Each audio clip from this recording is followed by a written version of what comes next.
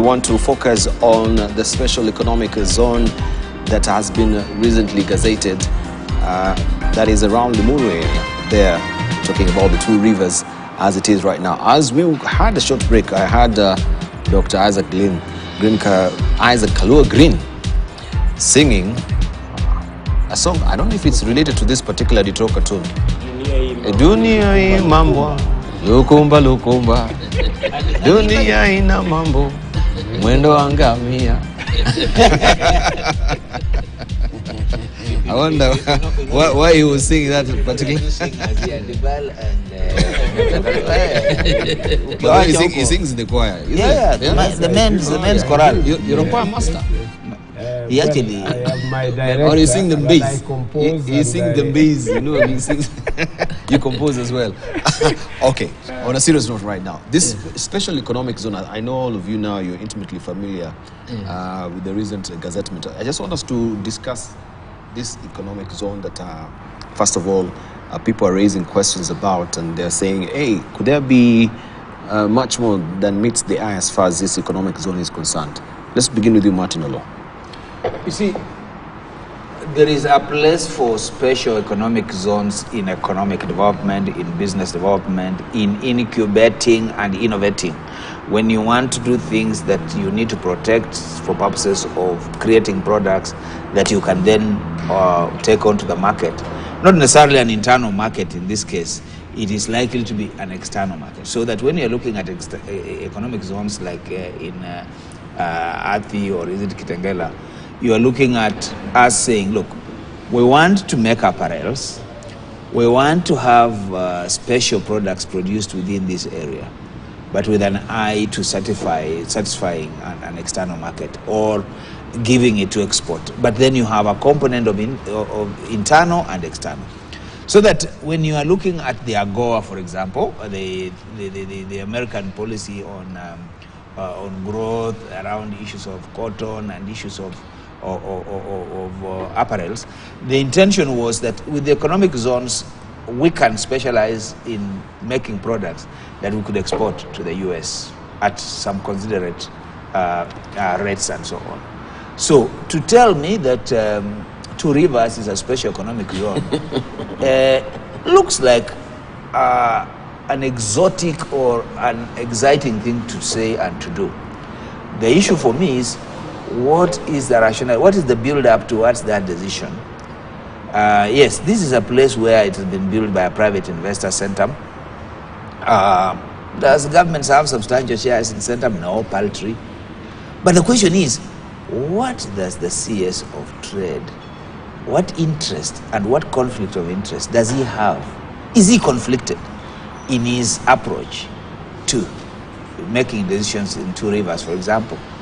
Does he have special interest there?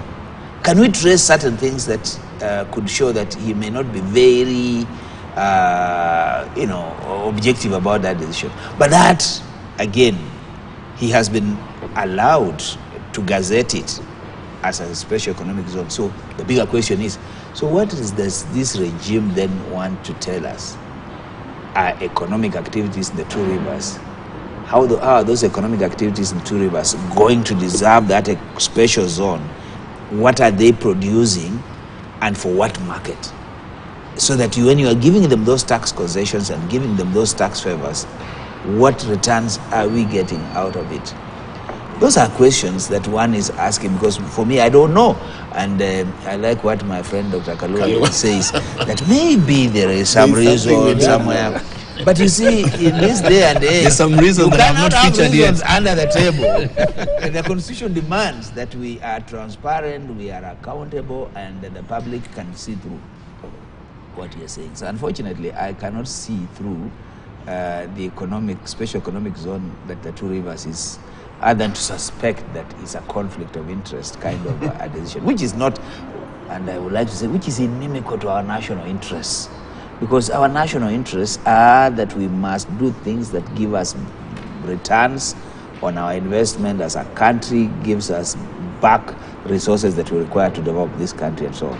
not resources that go into people's pockets, not resources that make us lose opportunities to make money and opportunities to actually create employment and so on. So when this government wants to create employment, it gives you good and lofty promises.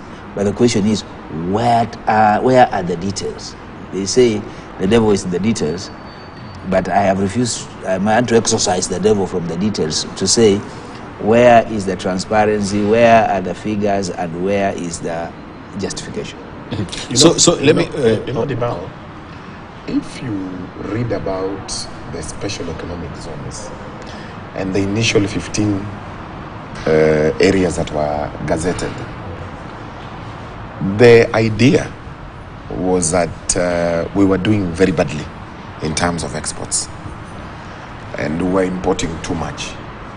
And the government sat down and said, look here, why don't we create certain areas and make them cheaper in terms of production, so that if you look at our comparative advantage with other nations, then we are comparatively better in terms of what we are producing, in terms of quality as well as the price.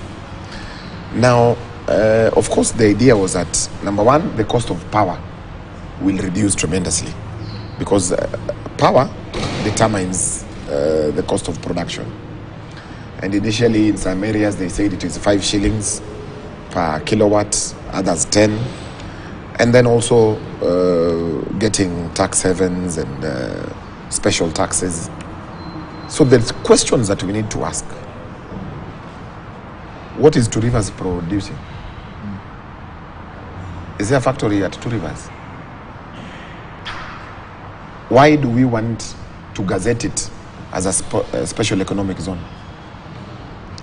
Could there be a reason of, as Kalua would put it, could there be a reason that you want to stimulate also the interest of the investors to come and invest? Actually, if you go to Two Rivers, that mall, virtually nearly everything has been imported. If you look at those malls, if you look at those shops that are there, the international brands, they're not being done locally. So why is it a special economic zone? EPZ here is a special economic zone because we are producing for purposes of export. The Kedong Ranch and the Olkaria, we wanted to create a situation where investors can actually come in and invest heavy on, name it, iron sheets, iron, steel products and all that. What is in Two Rivers? All right. What are we going to produce? Okay, so the problem question is, when you're coming up with or when you're mooting of making a certain area or dedicating it as a special economic zone, is it the remit of the CS to do this, or should there be sort of accountability processes on how this decision has been arrived at, that is not solely maybe the decision of a CS who might abuse that particular office because as you see, there's conflict of interest, and since he has the powers to actually zone out that as a special economic zone, he can do it, or there has to be a rigorous process of approval before we dedicate certain area and demarcate it to be a special economic zone? Yeah, there are two important things. One is the issue of public participation as enshrined in the 2010 Constitution. And the only way you can say you are doing public participation is to involve the cabinet, because the cabinet is a clearing house for all government activities. Clearing house in the sense that ministers are informed beyond the ministry prosecuting the paper. If you are prosecuting certain paper about economic zone, you will benefit from the wisdom of your colleagues, wisdom of other relevant departments of government, wisdom from even the president himself, so that a decision arrived at that particular level should be able to have the total support of the government of the day, of the administration of the day. That's why we talk of collective responsibility, in the sense that we make decisions around the table, and which decision shall be owned by each and every person, because the minister intending to do that must convince the rest of the cabinet that this is something useful for the country, given a number of reasons that I outlined in that. Now, the second issue is the special economic zone must also provide certain comparative advantage to the investor. For reasons that we know, the benefit the investor is going to accrue out of that special economic zone is not going to be to that investor alone, but it has a ripple effect to the investment of the country, be it in terms of job creation, be it in terms of expanding the market for our country. But when you talk of a special economic zone and you gazette an area, which is really a market, as it were, is a platform for sale of products from outside. If it was a special economic zone for our crops, for our products that we produce in Kenya, that would be something different. But the way I know this regime is that they spend a lot of time blaming others, but not blaming themselves. Because such a decision, we cannot blame it on Korea. We can blame it on the regime itself, that it has failed to rein in the excesses of its ministers, such that every minister makes a decision, makes a pronouncement without necessarily following the procedure and accepting that the public needs some kind of buy-in into any decision that any government or any regime makes at the end of the day. Those are some of the worries that I have. Finally, on this particular issue, we seem to be blaming everything that went wrong on the previous regime. If we do not have that departure, because you can see even the headline on the Standard, that we are paying for the sins of President Uhuru. That was the regime that was Uhuru Ruto. The last time I knew, it was Uhuru Ruto. And this issue of saying, I'm not part of the past, when you know you are tied like Siamese twins. In the first term, it was like co-presidency. And when it comes even to borrowing, I hear some people saying, oh, it is the Uhuru regime that borrowed. Kibaki left at 1 trillion borrowing. Uhuru Ruto, first term, they went up to 6. Uhuru Ruto, with a bit of saying it was the handshake thing, they went up to 10. Which means between Raila and Uhuru, in the absence of Ruto, assume he was absent, although he was deputy president, they borrowed about 5 trillion because you borrow as you pay. So I think we must improve our manners when it comes to politics, that whatever you do collectively the way we are here now, we don't disown the conversation that we've had. Number two, we must also learn not to blame those who have not held office. And because earlier on somebody was saying Raila would not have made any difference. You've never given a chance to Raila to be the president of this country. There is no single politician who have not ridden on the shoulders of Raila. And when it is convenient, they jump to the other side and they condemn Raila. Take, for example, Uhuru managed to come to the national limelight through the ODM, Orange and Banana. Later on, when it was convenient for him, he jumped back to PNU, Kanu arrangement. Ruto himself made his name through ODM.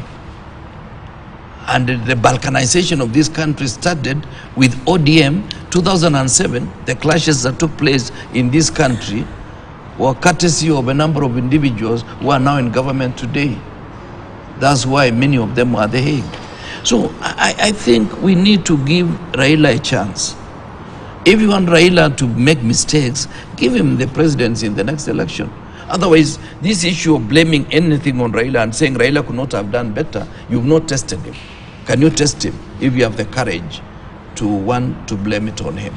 So my worry is that this special economic zone should be condemned and should not even be allowed to take place because it is not likely to yield anything except corruption. Yeah. Dr. Green, I was inclined to wonder if you're segmenting a place to be a special economic zone, because Limuru area, I believe, is a purely residential area. People have bought land. Looking at that locality where it is, you're talking about Ruaka, you're talking about Two Rivers itself, serving the people there. don't you consider also environmental impact assessment? Because if it's an economic zone, it means if you want investors to come there, then you're talking about industry, I mean factories as well. What about the people who've bought land there, who are living there, who the ancestral home is Limuru? How is that going to affect in terms of the environmental impact assessment?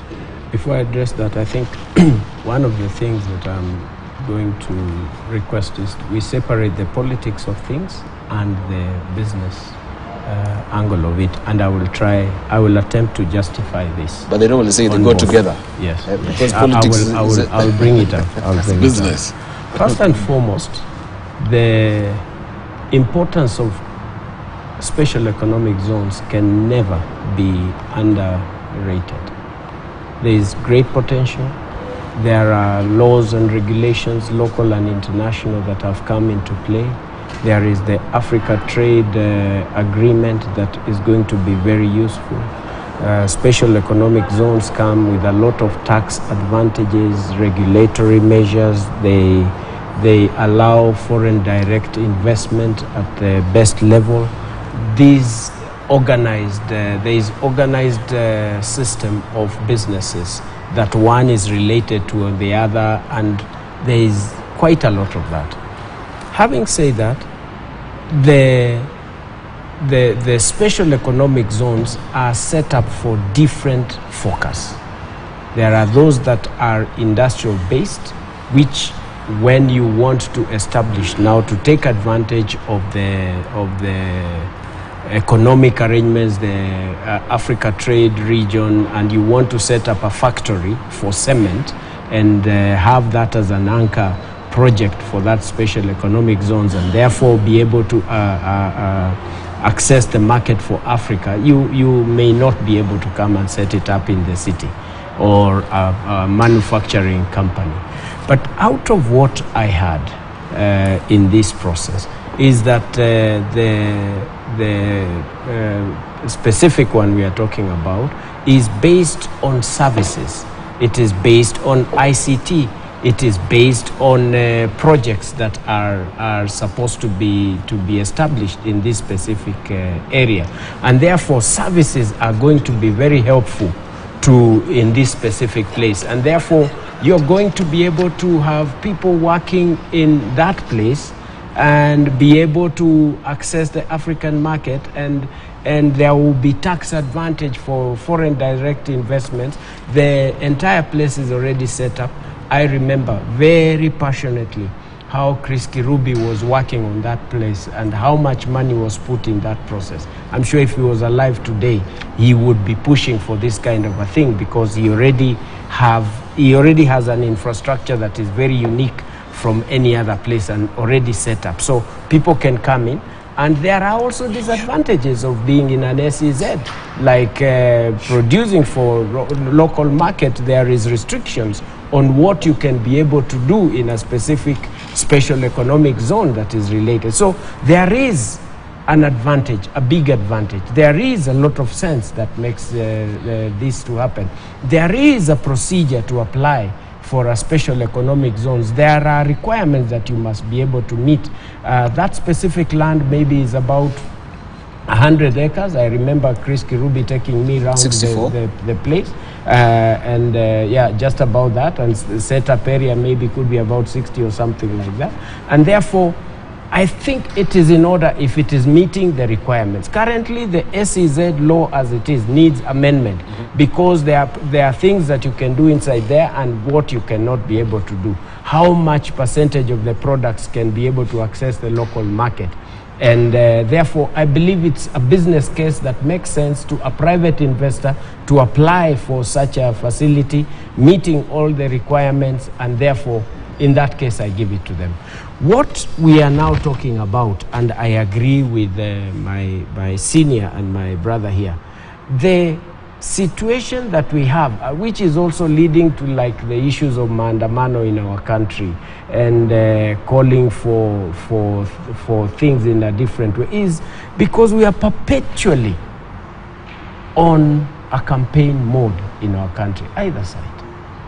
So everything, it does not matter what anyone says, It's just who is the bull and which side of they will even associate the media house that you are with to be the opposition position that they may take up. They may take even where you are married from to be anything, because no one speaks anything that is not opposed by the other. This is the situation that we really need to change in our country, so that everything is not looked at from a political point of view. I believe everyone has a chance to lead this country and to guide in the best way possible. The opposition needs at this point, because elections are over. The Constitution clearly states what we need to do. The process and the procedure has already been done, and we are proceeding on. This is not the time to politic on either side, because even those who are in power, some of them are operating as if they are not in power. They should be checked by the other side, and on the other side they need to be delivering what they promise. We need to have a shadow cabinet on the other side, just like this other side, to be able to check on what is happening. The challenge is that everything is looked at in this country with a political eye, and therefore we tend to be in a campaign mode every time. In fact, if you are planning to start vying for the next election, the time is now to start, because otherwise there is no any other business. And this is what we need to change, so that we can be able to take our country to time is now to stuff your war chest, so that Ibal, yeah, if anything, but before we go to that comment, I want, because he's talking about, you know, the how this SEZ will be exceedingly beneficial for the country, which is a good salutary effort that is being proffered. But what I'm hearing as well is not really the fact that this is an SEZ zone that has been set out at Two Rivers. It is trusting the process itself where the question is. Absolutely. And you see, that for me is the question, that my brother, Dr. Green, is an ever optimist. You know, for him, there must be something good in everything, and I agree. Well, you had him talking before about the EV vehicles. Yeah. Maybe he has an interest there, and of course setting up the SEZ. It will be a wonderful factory. You know, they want Kahawa to be removed, and we create SEZs. Yeah, you know, when on a lighter note, when you are a singer like him, you always must give people hope, because you must sing about good things. Unfortunately, not in this case.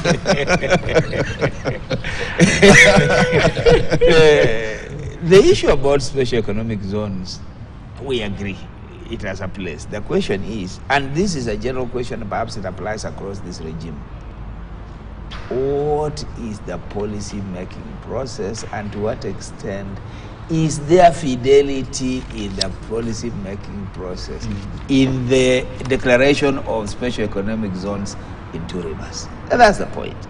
So that at the end of it, if the process is not transparent, is not complete, is not as per the NEMA requirements, the licensing requirements, because to have a special economic zone, there is a process, there is even a company that you must form, which company must be external, export-oriented, not internal, because what you are doing is that you are giving concession in order for these guys to produce for a market out, not internal.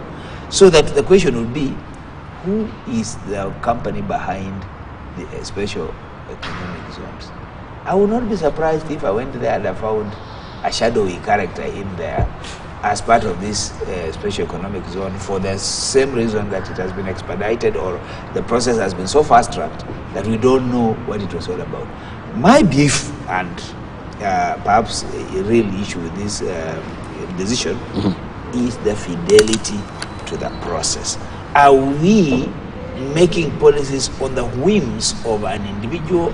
Are we impulsive in how we make these decisions, or are we logical and we can build this on a rational basis?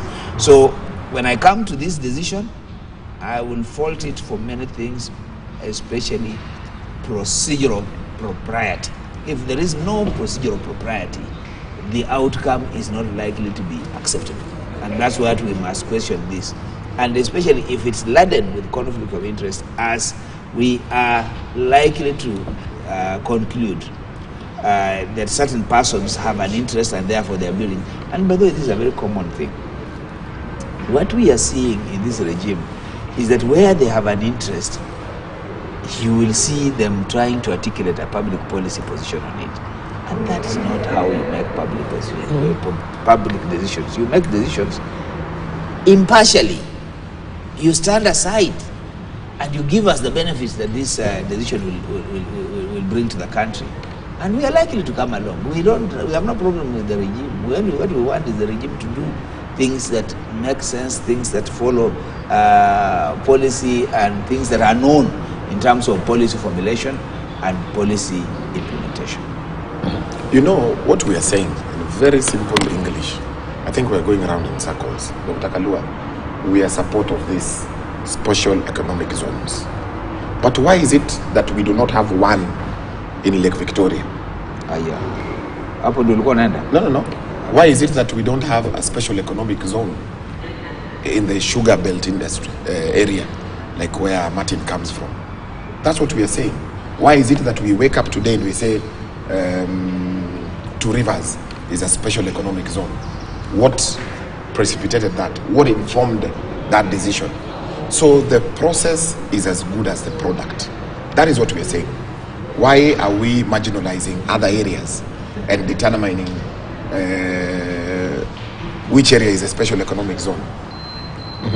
Yeah. Okay. Let me just bring out this. All right. Let's sort up on it. We move on to another. Yes. Yeah. So let me say this: setting up a special economic zone is not an issue of public. It is an issue of a private entity applying and meeting all the procedures, and they are very complicated procedures. I've been doing and working on a Green Africa Economic Zone in Kitui. We haven't even tendered the application yet because there are procedures that are now we are ready. We have been working for it for the last 5 years. There are economic zones in Eldoret. There is one that started a long time ago. It's called Africa Economic Zones. There are other economic. It's a procedure of an investor identifying specific land, identifying what they will be doing, giving a proposal of a plan and how it shall be done, showing the investment availability, indicating the title deed specific for that particular place, and they applying for the same. It's not a declaration of a space by just anybody. It's a very complicated procedure, and therefore it is something that needs to be known, that it's not just, it doesn't just start. It's a business principle. It's a private process. It's not a public facility, and it involves investors who are coming to bring in their money to set up there because of the economic advantage, the availability of human resource, the availability of the local products for raw materials. It's a lot of consideration. It's not just a declaration that is done, and therefore it's I have no brief whatsoever about this specific one that we are talking about. I'm talking generally as a business, what is expected, and they have declared it as a service-oriented economic zone. But it's good, it's good you're giving us also your background. That you've gone through the rigmarole of the process itself. Yes. And we are running under the assumption maybe also this declaration also has been going through the same rigor of checks and balances and why it should be declared.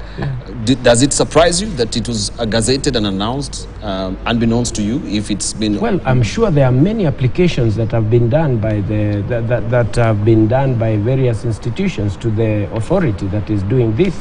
And it's a very, you have to have architectural designs. There are many that may not have been mentioned. This, I have had it today here. Unfortunately, I missed out the information. I want to ask but you want to ask him something? Yes. Do you know that there's a special economic zone in Kitui? Well, that could be another, a different institution. I'm not sure. I don't know, but I'm talking. Yes. Yes. You know that place where Kikotek is? Yes. That place is a special economic zone registered. Is a company registered. Okay. And I did the registration. You did the registration. Good. Oh. Yeah. So talk to me. Mine and what we are doing, and what we are doing is along the corridor. So let me ask you. So that is coming up, if that is a process. special economic zone and he was actually applying for, how come he's not even aware that there is? No. I don't need to know. I don't need to know that. What's his Mine interest? is deliberately geared towards specific activities that make economic sense, and that investors who are ready to work on that, and my own institution and facilities that will be able to work within the new corridor that is going to come from Lamu all the way, so that there is convenience in that process. So there is totally no relationship with what you are doing with your next door neighbor, because it is an Africa intra-market based process. Okay. Unless Moshimo, you wanted to say something on it. I wanted just to pick out. You wanted to say something? You know, simply to say that even around this table, there is conflict. There's conflict. Yeah, because Dr. Martin Olo says that he was able to midwife an economic zone within no time. And he used to be a midwife. And he's talking about the process himself. Maybe it went through the procedures. But what is important really, what is important in terms of public discourse is really for us to allow the public to own the process. We don't mind. You can have 100 economic zones, but let the public own the process. Let everything be transparent, and to appear to be transparent to all of us. Because you cannot just have some things that are being done, because government is a public entity. You know, when you join government and when you run government, disabuse yourself of the notion that you are still an individual. You become a public person. And therefore, anything done by a public person must be done in a public way, in a way that there is continuity beyond your office. That's why I insist all the time that if you are not able to live beyond your office, today you are saying Uhuru did this, and yet you are part of the old office. And therefore, you are doing things with the hope that tomorrow, when you are not there, we are not going to hold you accountable to it, and you are not going to be part of the future. That is where I feel there is conflict of interest. Any public person must understand is occupying, courtesy of us, temporary custody of the instruments of power in this country. And therefore it is not his. It's not like deciding in my shamba, this is what I want to do. I want to plant potatoes without asking anybody whether potatoes do well here. Thank you. It is about the public interest. Right. Dr. Green, you never answered my question on environmental impact assessment. It is part of the requirements of setting up a special economic zone. It is a very serious process that must be checked, must pass even not only the environmental impact, but also strategic environmental impact assessment. It's so vigorous. You can't joke around with it, and it cannot pass to that level before it is involved. But is Dr. Kalua telling us at the same time this one of Two Rivers has met the threshold? I don't know. I'm saying it is a process. It's a process. He says it's got information. We have Daktari here. Where you don't see. Yes. But also, please, I think we need to leave it at a good perspective. Please explain to the public and to Debal and my good buddy here whether environmental impact is part of that for you to ever get that. It is mandatory. Yes, it is mandatory. Mandatory. Yeah, you can't. You know, and environmental. But that's why he's asking. Listen to that. Listen to that. You see, there are two things that are connecting. For you to do an environmental impact assessment, you need public participation. Because Indeed, that's what I'm asking. So in other words, this would have to be public anyway at some point. And maybe there was. I mean, where we are sitting, we don't know. Maybe there was. Yes. No. Thank you. No, we disagree. So the gazettement comes before the public participation. That is what you're telling us. You see now, the point is this. You know, earlier on I talked about procedural propriety. I doubt, and I can say so, I doubt because somebody needs to give me the evidence, that there was procedural propriety before that announcement, though the gazettement of a special economic zone is vested within the cabinet secretary's power to so do. So if this cabinet secretary has done so, the question then is, has he ensured that the procedure has been followed? Don't you? That's what the question I was asking. Have we vested too much power on the cabinet secretary without even the approval of the entire cabinet we secretary. don't know. At least at this stage, let me be Dr. Kalua here. If we were to be given, I mean, like now we're discussing, because we've seen it in the papers, maybe there's a company, maybe there's a process, but all that to have been in place, surely some kind of, these are public resources, these are public decisions we're making, some even explanation ought to have followed that decision, but not in this current regime. We do things because we think they're important, and we can leave you to guess, and then we'll tell you how you belong to the past and how you are regretting not having one. Those are not, of course, that's not the way we should run our public affairs. We should be able to account to public as a... So is there any legal minefield that can blow up with this one? Potentially, with the issue of public participation, someone will move to court to challenge it? Potentially. Okay. Potentially. All right. All right, let's wind up on that. I wanted just to, before because I can see also time is not really on our side, I'm surprised that for the last almost 4 months, there's been an attempt to amend the anti-corruption and economic crime bill. First, it was mooted by George Ruku. Now I can see also Kaluma. We have Kaluma as well, who's proposing to allow graft convicts to run for office. And it says corruption convicts may run for office and even get appointed as public officers if a bill proposed by Homa Bay Town Member of Parliament Peter Kaluma gets a stamp of approval from the August House. Kaluma is seeking to water down the Anti-Corruption and Economic Crimes Act of 2003 by deleting Section 64 of Chapter 6 of the Constitution, which bars corruption and economic crimes convicts from holding public office. The MP argues that a convicted person will have already served the punishment and the 10-year ban. Let me just take it again. It says the MP argues that a convicted person will have already served the punishment and the 10-year ban was unfair. Section 64 of the law speaks to the disqualification of a person convicted of corruption or economic crimes offenses from being elected or appointed as public officer for 10 years after conviction. Is it valid? So that is one. As we continue, I can actually be seeking out George Ruku's also bill. Yeah, I have a problem with both the proposal and the proposer. This proposer comes from a party where some of my good friends like Brian here belong, which is very strong on anti-corruption agenda. But it's one of its persons is a proponent of watering down the act that then shields public from such people. So that's a very big contradiction. But even the worst contradiction of it is that this is the same MP who is pro family and is the one arguing that we cannot have gay or lesbians in this country. So he's really purist, if you look at it that way. So if he's a purist in the matters of gay and lesbianism, why does he now become the purveyor of people who would ordinarily, we have said under Articles Chapter 6 and generally legislation that if you have reason to be convicted, then you should not hold public office for misusing, So there's a contradiction, in my view, in what Kaluma is saying, what he's a proponent for, and therefore it goes back to where we started. Do we have people who have any values that they can stand for, defend all the time?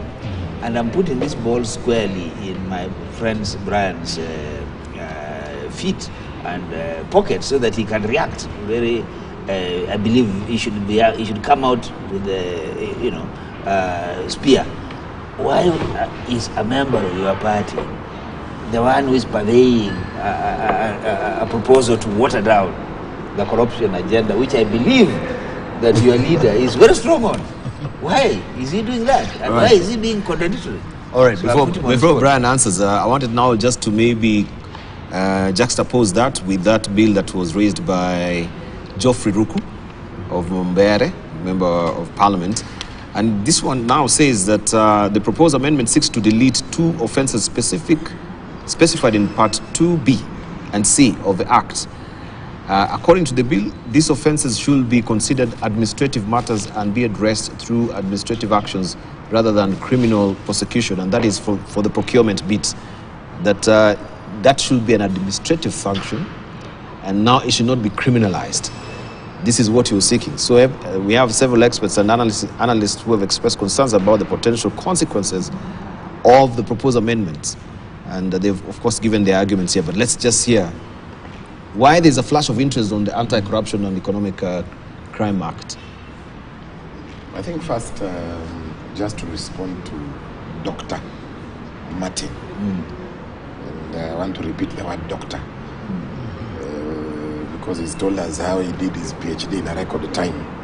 Unlike that was not for public consumption. You're bringing private discussion. Unlike Kirwa, he has been on Kirwa's case here thoroughly. No, it's just putting Kirwa under pressure. Who has been at it for over 10 He's my friend. You got the problem with Brian. He takes everything out of context. Yes. I've not been doing PhD for 10 years. I'm slightly more intelligent than that. I am quoting Dr. Martin. So basically, let me just make it, put it on record, that every member of parliament has a right to legislate on whatever matters that are dear to them. But if you look at all the pieces of legislation that were meant to operationalize Chapter 6 of the Constitution, they actually literally watered down that particular provision of the Constitution. Now, when you have the likes of Kaluma trying to water down further matters to do with corruption, clearly, if you have committed an offense and that offense has been adjudicated by a competent court in a certain jurisdiction, and you have been convicted, clearly that means, and all lawyers will tell you that if you look at the proof in a criminal matter, it is beyond reasonable doubt. It is not a balance of probability like in any civil matter. So if you have been convicted, then it means for sure, and lawyers will tell you that we'd rather set free 10 criminals who it looks like they didn't commit that offense than convict one innocent person. So once you have been adjudged and you have been convicted for a particular offense, then clearly, even 10 years, we are doing a favor to you. That we are giving you a timeout for 10 years. That is a huge favor, because it means you're not supposed to hold any public office until you die.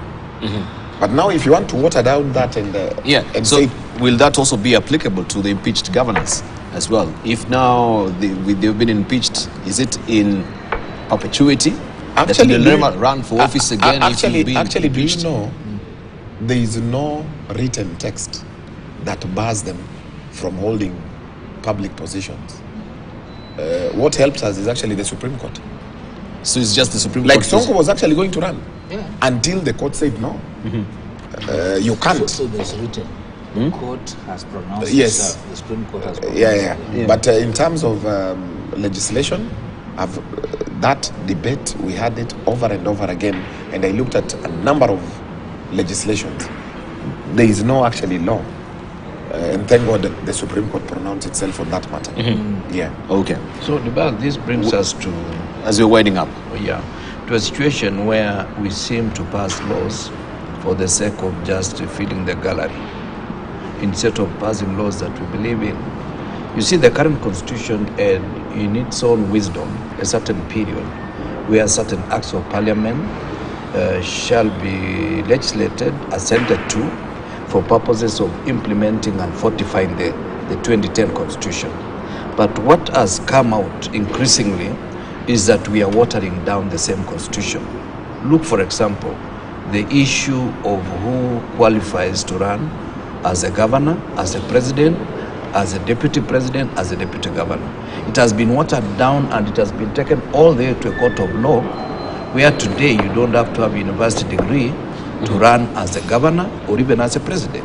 That's the interpretation that we have today. Look at the issue also of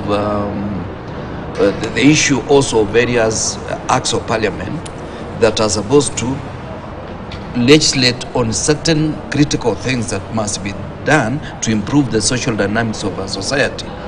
We are removing them, like what we have just mentioned, the one of Mheshimiwa Ruku and Mheshimiwa Kaluma. So at the end of the day, we'll go back to what I've insisted. We need to audit the 2010 Constitution, ask ourselves, have a national conversation. Is this Constitution ours? Or is it a Constitution that we imposed on ourselves without thinking through about it? So that all the time we don't have to be revisiting and making or casting aspersion on the fidelity of the laws that we have. Thank you. We need to focus once and for all. All right, thank you. Yeah. All right, Dr. Green, just briefly so that we bring this to a close. I think I take it up on a different level for my closing remarks. First of all, thanking the government for the new finance bill as it is. It's signed, and therefore we must be very, very progressive. It's not a bill now, the act. Okay. It's an act. Thank you very much for that correction. And particularly why I'm saying this is on the EV, electric vehicles and motorcycles.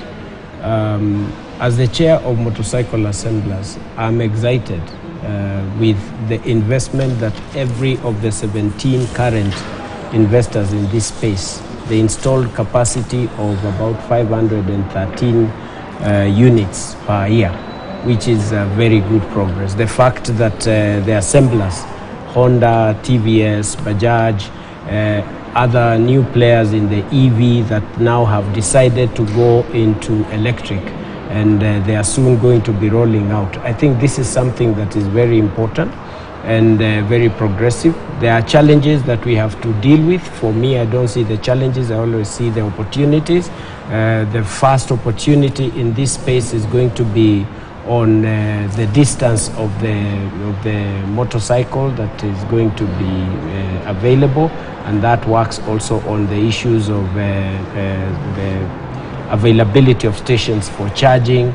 The second challenge and opportunity is on the quality, because as we rush into it, there is also an opportunity of getting cheap products, and that could be very, very negative to the society, and therefore need to, especially batteries, which can be very, very dangerous at some point, and that is why we must also be very careful as we do this. And I am happy that there is an association that is on EV that is working to do this. And then the third one is safety, and call upon those who are making the conversions to be extremely careful, because this should be taken with a lot of care, because it can be explosive to the user of the bikes and all this process. So I'm happy.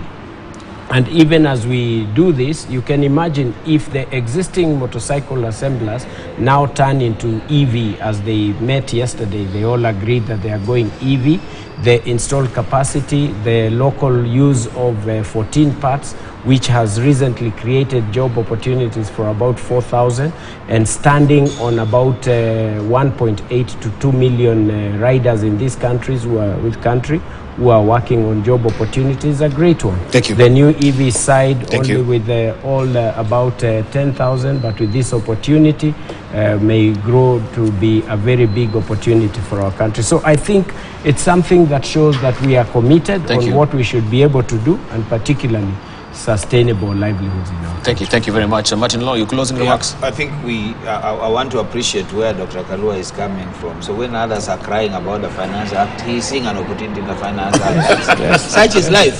Yes. I just let. But we should also congratulate him that soon we'll have a factory set up here, a creation of potentially his client, and we've discussed these issues even after now. We're going to hammer it out, and you might be the guarantor. What I'm actually saying is I don't have the Dr. Kalua capacity. will be Martin's client. There's a business transaction that is happening on this table. No, we have to. I was showing an article which he needs to read, which I'm sure Dr. Kalua is aware of. This triple bottom line concept is something that we need to look at because it's a win-win for the society, for the environment, and for business, and for shareholders. Very important. We've been having a very good discussion this morning, particularly as we look at our country, and we have asked a few questions about procedural propriety.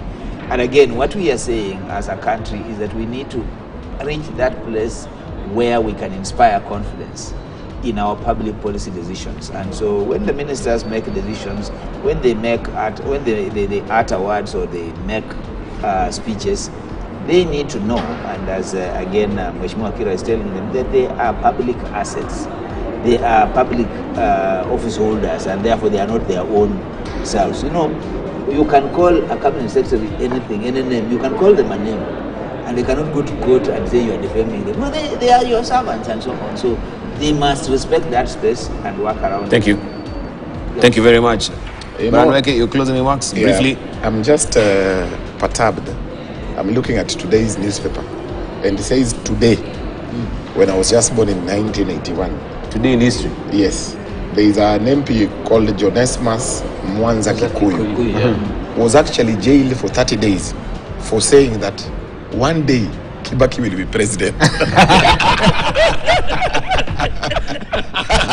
And you will be surprised that one day Kibaki will be president. And truly he was president. And truly he was president. I don't know if this guy is still alive. No, he passed on. Last year. He passed on last year. Yeah. Oh. But But that his shows prophecy that came there on. is Yeah. hope in There is life. hope. There's the MP here in Machakos. Yes, yes. Machakos Town. Yeah. Machakos Town. Jonesmas Mwanza Kikuyu was a very nice guy. Oh, yes. He came back to Parliament during my tenure because he had been there before. Then he came back later. But the most important thing I wanted to know is KPA agreement with the Chinese. This regime promised us that Uhuru refused to give us, they were going to give us. Can we see the agreement?